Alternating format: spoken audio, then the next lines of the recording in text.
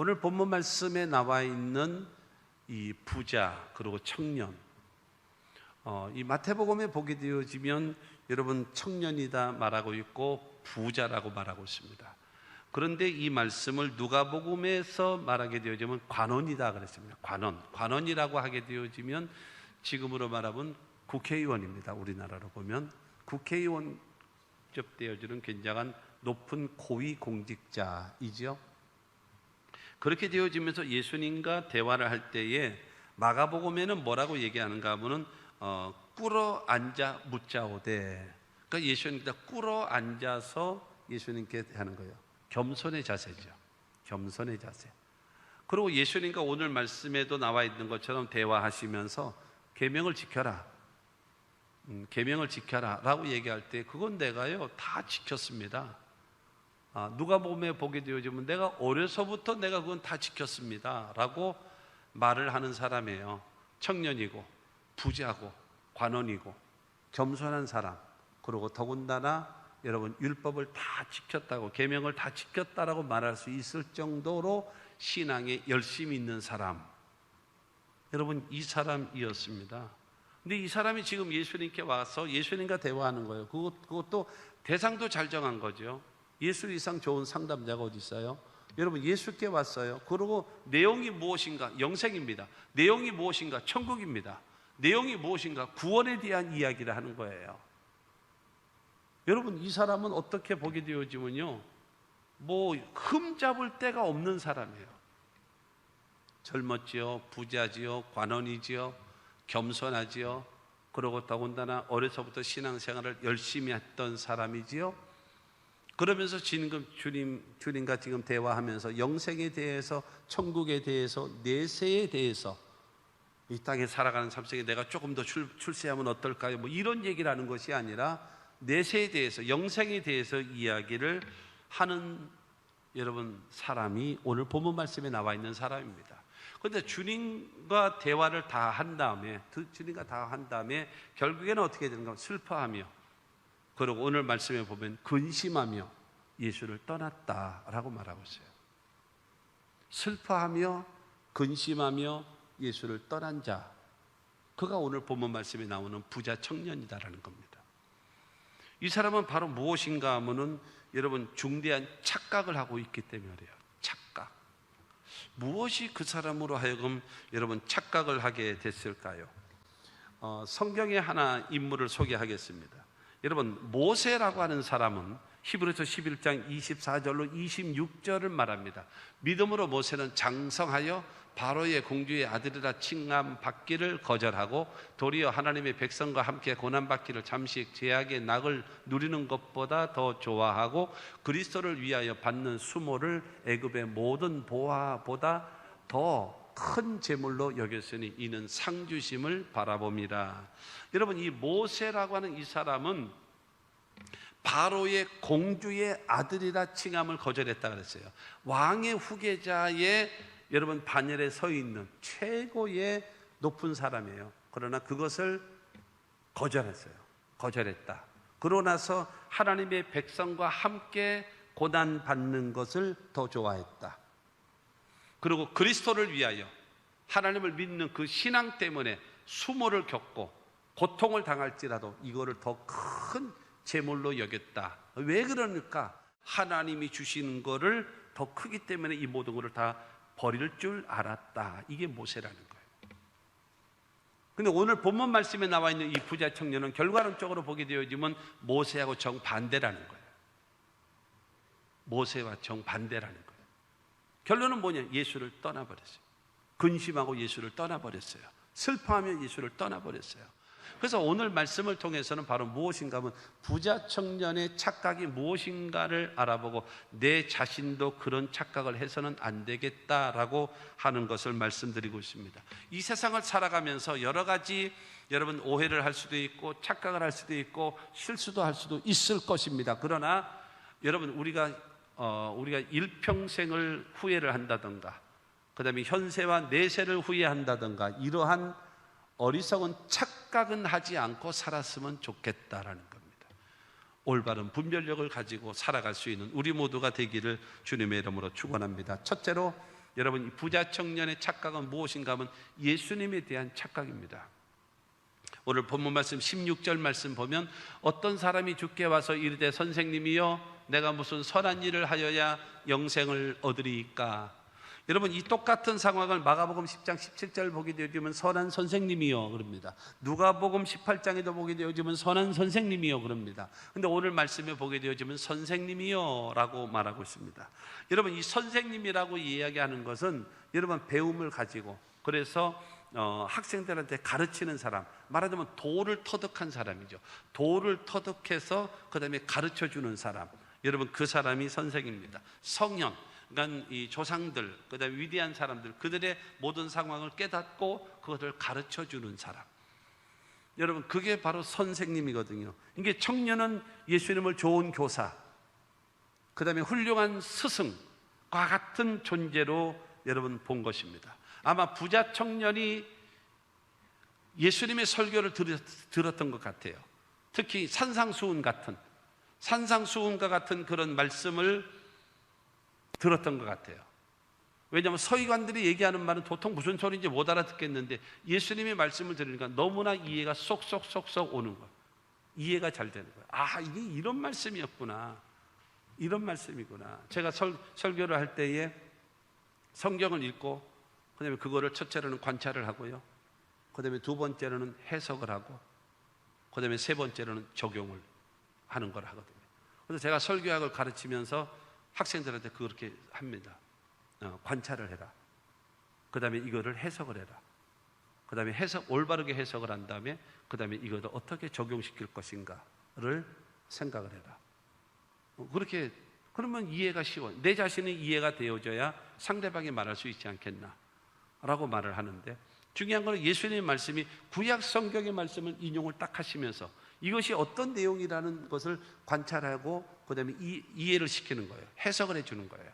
그러고 나서는 하나님의 사람은 이렇게 사는 것이다 라고 하면서 적용의 말씀을 제시하는 거예요. 인간은 여러분 이 부자 청년이 들을 때는 너무너무 잘하는 거예요. 이야, 진짜 기가 막히다. 정말로 보통 선생님이 아니라, 보통 스승이 아니다. 뭐 서기관이라든가 뭐 이런 율법사라든가 이런 사람들하고는 게임이 안 된다. 이런 생각을 가지게 된 것이죠. 그렇기 때문에 여러분, 선생으로서의 예수라고 한다게 되어지면 자신에게 유익이 있고 이득이 된다면 따라갈 것입니다. 그러나 이득이 없고 배울 것이 없다면 딱 등 돌리고 돌아설 것 아니겠습니까? 그런데 이 부자 청년은 예수님을 누구로 여겼는가 하면 선생님으로 보는 거예요. 무엇이 필요합니까? 여러분, 각 분야의 모든 전문가들이 다 있어요. 죄인된 자에게는 선생이 필요한 것이 아니에요. 죄인된 자에게는 구세주가 필요한 겁니다. 이 구세주가 누구냐? 바로 예수 그리스도입니다. 여러분, 이 예수를 올바로 믿고 섬기는 우리 모두가 다 되시기를 주님의 이름으로 축원합니다. 로마서 3장 23절과 24절 말씀 보면 모든 사람이 죄를 범하였으며 하나님의 영광에 이르지 못하더니 그리스도 예수 안에 있는 성령으로 말미암아 하나님의 은혜로 값없이 의롭다 하심을 얻은 자 되었느니라. 할렐루야. 우리 모든 인류는 죄로 인하여 하나님께 가까이 할 수 없는 존재이지만 하나님께서 예수 그리스도를 이 땅에 보내셔서 여러분 우리의 죄와 저주와 질병과 죽음과 영원한 멸망을 담당하시고 십자가 못 박혀 죽게 하시고 사흘 만에 부활시키시는 그 속량으로 말미암아서 여러분 나를 위하여 죽으시고 나를 위하여 부활하신 예수 그리스도를 믿는 자마다 첫째로 죄 용서 주시고, 두 번째로 구원함을 주시고, 세 번째로 하나님의 자녀 삼아 주시고, 네 번째로 영생을 주시고, 다섯 번째로 천국을 주심을 믿으시기 바랍니다. 그리고 약속해 놓으셨습니다. 첫째로 성령을 약속하셨고, 두 번째로 치료를 약속하셨고, 세 번째로 축복을 약속하셨고, 네 번째로 부유를 약속하셨고, 다섯 번째로 기도응답을 약속하셨고, 여섯 번째로 세상 끝날까지 너희와 항상 함께 있을 것을 약속해 놓으셨음을 믿게 되기를 주님의 이름으로 축원합니다. 여러분, 예수를 선생으로 믿는 사람은 어린 반프로치도 없습니다. 예수를 선생으로 믿는 사람 같은 그들에게는 주님은 절대로 역사 안 합니다. 그러나 주는 그리스도시요 살아계신 하나님의 아들이시라고 올바로 고백하는 저와 여러분들에게 이와 같은 여러분 죄사함과 하나님의 자녀와 구원함을 얻게 되어지고, 여러분 영생과 천국을 얻게 되어지고, 성령을 약속하셨고, 치료와 축복과 응답과 여러분 기도 응답과 세상 끝날까지 함께 하시는 그 약속이 우리 가운데 이루어지게 될 줄로 믿습니다. 이러한 고백하며 살아가야 됩니다. 두 번째로 영생을 얻는 방법에 대한 착각입니다. 영생을 얻는 방법에 대한 착각입니다. 16절을 다시 봅니다. 16절에 어떤 사람이 주께 와서 이르되 선생님이요 내가 무슨 선한 일을 하여야 영생을 얻으리이까. 부자 청년은 내세와 영생에 대해서 관심을 갖고 있으면서 율법을 다 지켰다라고 할 정도로 경건한 사람이거든요. 자기 나름대로 자칭 경건, 자칭 주님 뜻대로 사는 사람, 자칭 신앙생활 오래 한 사람, 자칭 나 열심히 믿는 사람, 이거를 자랑하는 거예요. 그렇게 되어지니까는 자기 자신을 인정받고 싶은 거예요. 그리고 내가 이렇게 착하게 선하게 선한 일 하면서 올바른 주의 일 하면서 살아봤으니 당연히 나는 영생을 따놓은 당상이다라고 여기고 있는 거예요. 그래서 내가 무슨 선한 일을 하여야 영생을 얻으리까? 라고 하는 거죠. 그걸 얘기하는 겁니다. 여러분 중요한 건 영생을 얻는 방법이 내가 선한 행위를 통해서 구원받는 것이 아닌가라고 착각하고 있는 거예요. 이 사람이 정작 여러분 구원받고 영생에 대해서 확신이 있으면 예수님 저 영생 얻고 싶습니다. 영생에 대한 확신을 얻고 싶습니다. 나도 언젠가 죽을 터인데 죽게 되어지면 내가 천국을 가야 되잖아요. 내가 이 땅에 살아있는 동안에도 구원에 대한 확신을 얻고 내가 살아가야 될 것입니다. 내가 어떤 사람이 되어야 할까요? 내가 어떻게 하면 영생을 얻을 수 있을까요? 이렇게 물어야죠. 내가 무슨 선한 일을 해야 영생을 얻겠습니까? 내가 11조도 많이 했거든요. 내가 감사헌금도 많이 했거든요. 내가 봉사도 많이 했거든요. 내가 사도신경 11조 그다음에 그 십계명 다 외우고 있거든요. 그다음에 내가 신앙생활 열심히 하고 있거든요. 내가 구제사업도 열심히 하고 있거든요. 그러면 나는 영생 얻은 사람 아니겠습니까? 무엇을 하면 되겠습니까? 거들먹거리는 거죠. 여러분 이와 같은 거 없는 것 같습니까? 우리는 없습니까? 여러분 처음에는 우리가 초창기 때는요 은혜로 구원받고 은혜로 구원받고 은혜로 구원받고 여러분 이것을 갖고 있으면서 신앙생활 반복하다 보면 내가 착한 일, 선한 일, 믿음생활, 기도생활 헌신하고 이렇게 열심히 하니까 이것이 모아져서 영생 두 글자를 나는 얻었다라고 확신하는 그 착각, 이게 지금 부자 청년이 가지고 있는 그런 마음입니다. 영생에 대해서 여러분 갈망하는 것은 매우 귀한 일입니다. 그러나 여러분 내가 무슨 일을 하여야 영생을 얻으리까? 라고 묻는 자기 행위를 내세우기를 원하고 그것으로 인하여 영생을 얻을까 하는 생각을 갖는 것은 당신의 착각입니다. 그러자 예수님께서 17절을 통해서 말합니다. 예수께서 이르시되 어찌하여 선한 일을 내게 묻느냐? 선한 이는 오직 한 분이시니라. 내가 생명에 들어가려면 계명들을 지키라. 여러분 예수님 선한 분은 하나님밖에 없다. 그래서 계명들을 지키라 라고 말씀하시는 것은 바로 무엇인가 하면은 네가 행위로서 구원받는 것이 아니야. 너 완벽하니? 너 완벽한 사람이 아니야. 너 몰라? 율법을 다 지켜봐. 계명을 다 지켜봐. 다 지킬 수 있어 너? 못하잖아. 그러니까 우리는 죄인인 거야. 우리는 부족한 존재인 거야. 이거를 알아야 돼. 그걸 하기 위해서 주님께서는 계명을 지켜라 하신 거예요. 계명을 지키면 영생을 얻는다라고 말씀하는 것이 아니라 계명을 통해서 바로 우리 자신의 뭐를 깨달으라는 거예요. 내가 죄인인 것을 하나님 앞에 여러분 깨닫게 되기를 주님은 원하셨습니다. 그러니까 이 부자 청년은 말합니다. 18절 19절에 보게 되어지면 이르되 어느 계명이오니까 예수께서 이르시되 살인하지 말라, 간음하지 말라, 도둑질하지 말라, 거짓 증언하지 말라, 내 부모를 공경하라, 내 이웃을 내 자신과 같이 사랑하라 하신 것이니라. 어느 계명을 지키면 되겠습니까? 그러니까 예수님께서 십계명을 지켜라. 십계명. 그러자 여러분 20절을 통해서 그가 말합니다. 20절에 그 청년이 이르되 이 모든 것을 내가 지켜 싸운데 아직도 무엇이 부족하냐니까. 교만이 하늘을 찌르는 거예요. 교만이 하늘을 찌르는 거예요. 우리가 신앙생활을 오래 하다 보면 마치 이렇게 하고 내 생각이 하나님과 같고 내가 살아가는 것이 예배 속에 살고 있고 하나님을 정말로 진실로 잘 섬기는 것 같은 착각하며 살고 있어요. 착각하며 살고 있어요. 제가 여러 번 말씀드렸던 대로 성경적 지식을 오랜 세월 하다 보면 어느 정도 이게 수박 겉핥 지식을 하다 어느 정도 많이 알잖아요. 성경적 지식을 많이 알고 있으면요 자기가 믿음이 좋은 줄 알아. 믿음이 좋은 줄 알아. 은혜가 철철 넘치고, 성경적 지식은 지식이지 그 지식은 믿음이 아닌데 성경적 지식을 곧 자기가 가지고 있는 믿음이라고 착각하고 있습니다. 너무나 많은 사람이요. 그리고 하나님의 말씀을 하나님을 믿고 하나님 말씀을 내가 믿고 있으면 마치 그 말씀대로 내가 살아가고 있다라고 착각을 하고 있는 겁니다. 가장 그 착각을 많이 하는 사람들이 목사요, 전도사요, 주의 종들이요, 오래 믿는 성도들이요. 설교를 하면은요, 내가 설교를 하면서 내가 그렇게 살고 있는 줄로 착각하는 거예요. 왜? 내가 이렇게 살라고 말씀을 하고 있기 때문에 내가 착각하고 있는 거예요. 여러분들도 성경적 지식을 가지고 여러분들은 믿음이라고 착각하고 있고, 여러분 이러고 있습니다. 그러고 내가 믿음이 있다면 내가 그 가운데 살고 있고 행하고 있다라고 착각하고 있는 것입니다. 그건 착각이에요. 착각이 많으면 안 됩니다. 21절 말씀 보게 되어 요즘 예수께서 이르시되 내가 온전하고자 할지인데 가서 내 소유를 팔아 가난한 자들에게 주라. 그리하면 하늘에서 보화가 내게 있으리라. 그리고 와서 나를 따르라 하시니. 그 율법을 지키라고 했더니, 계명을 지키라고 했더니 내가 다 했습니다. 그러고 나서 이제 제끼는 거예요. 폼 잡는 거죠. 내가 다 지켰습니다. 뭐가 부족합니까 주님?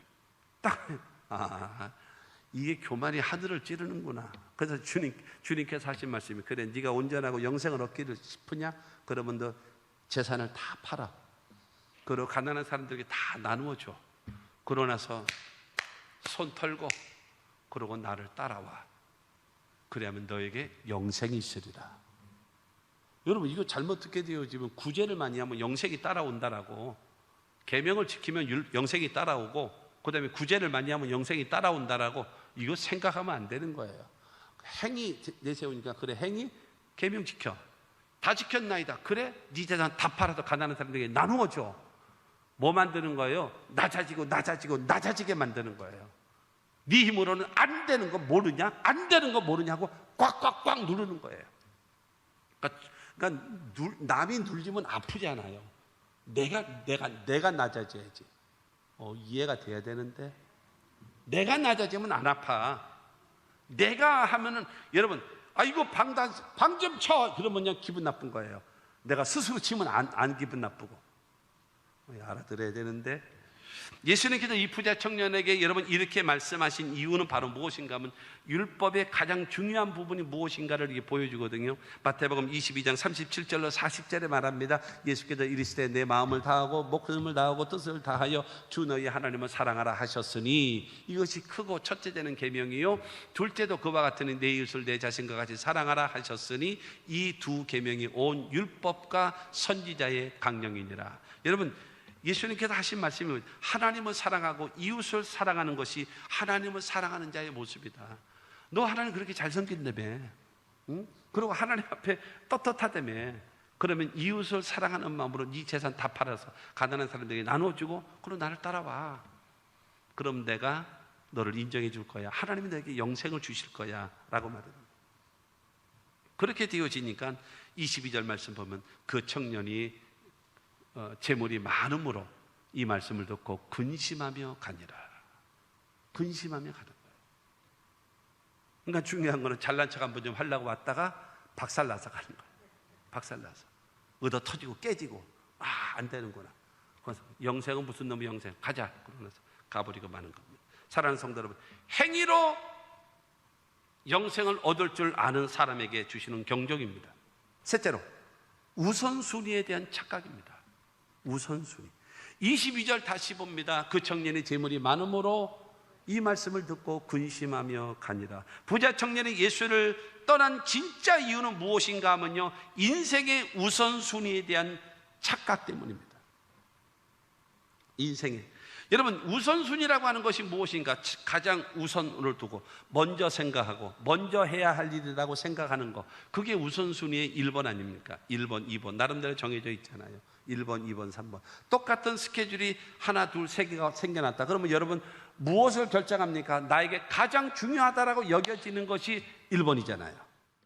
여러분 이 청년은 영생을 얻는 문제가 중요하다라고 생각한 거예요. 그래서 예수님께 왔습니다. 그러고 나서 대화를 했는데 예수님 하시는 말씀이 꼭 자기한테 상처받은 것만 생각하잖아요. 뭘 생각하는가 하면 네 재산을 다 팔아서 가난한 사람이 나눠주고 그리고 빈털터리가 돼서 나를 따라와라. 그러면 하늘에서 너에게 보화가 있으리라 하신 말씀을 들은 거예요. 이거를 내가 수용할 수 있느냐 없느냐 생각을 해보니까 안 되겠다는 거죠. 왜냐? 이 사람 마음속에는 뭐가 있었어요? 재물이 먼저예요. 돈이 먼저예요. 여러분 안 그렇습니까? 예수님께서 여러분 말합니다. 마태복음 19장 23절 24절 말씀 보면 예수께서 제자들에게 이르시되 내가 진실로 너에게 이르노니 부자는 천국에 들어가기가 어려우니라.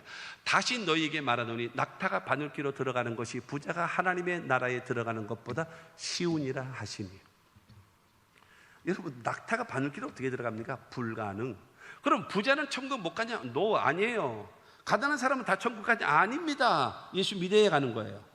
예수 믿어야 가는 것입니다. 그러니까 중요한 것은 여러분 이 사람은 그만큼 물질이 나에게 많은 영향을 주고 있거든요. 많은 영향을 주고 있단 말입니다.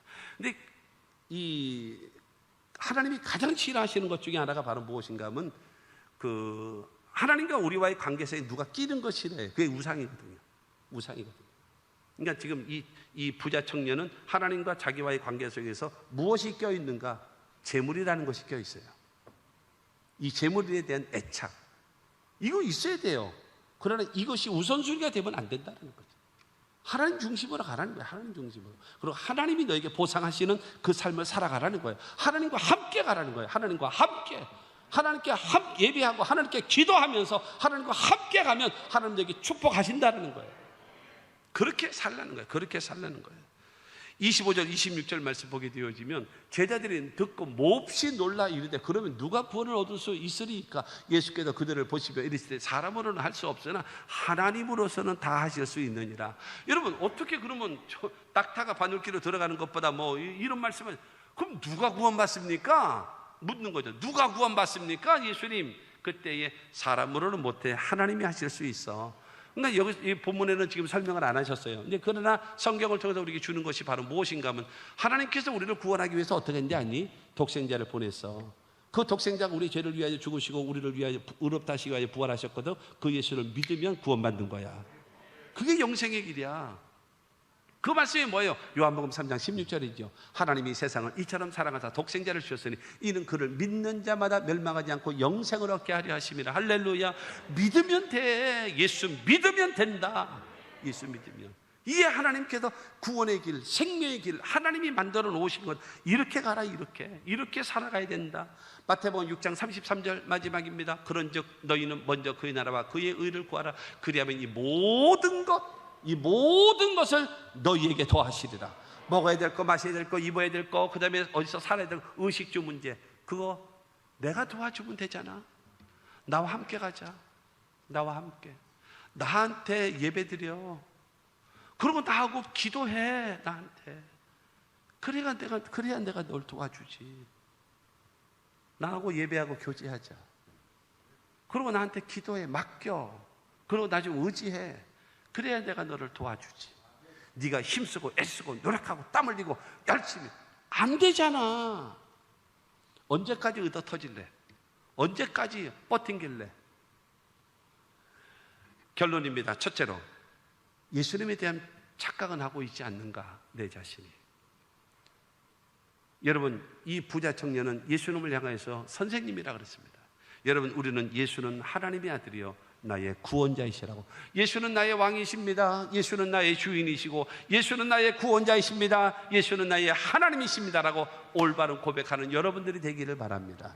두 번째로 여러분 영생을 얻는 방법에 대한 착각을 하고 있지는 않습니까? 무슨 선한 일을 하여야 영생을 얻으리까? 이런 시건방진 소리가 하는 것이 아니라 행위가 아닌 예수 그리스도를 믿는 믿음으로 구원함을 얻었습니다. 여러분 이것을 고백하면서 주님 감사합니다 신앙이 되시기를 바라고, 여러분 삶의 우선순위가 영생에 대한 것보다 돈 하면서 살아갔던, 그래서 예수도 버리고 영생도 버리고 여러분 천국도 밀려나가 버리는 어리석은 자가 되지 말고 하나님과 함께 하나님 중심으로 현세의 복과 내세의 영생을 주여 주시옵소서 하면서 가는 여러분들이 되라는 겁니다.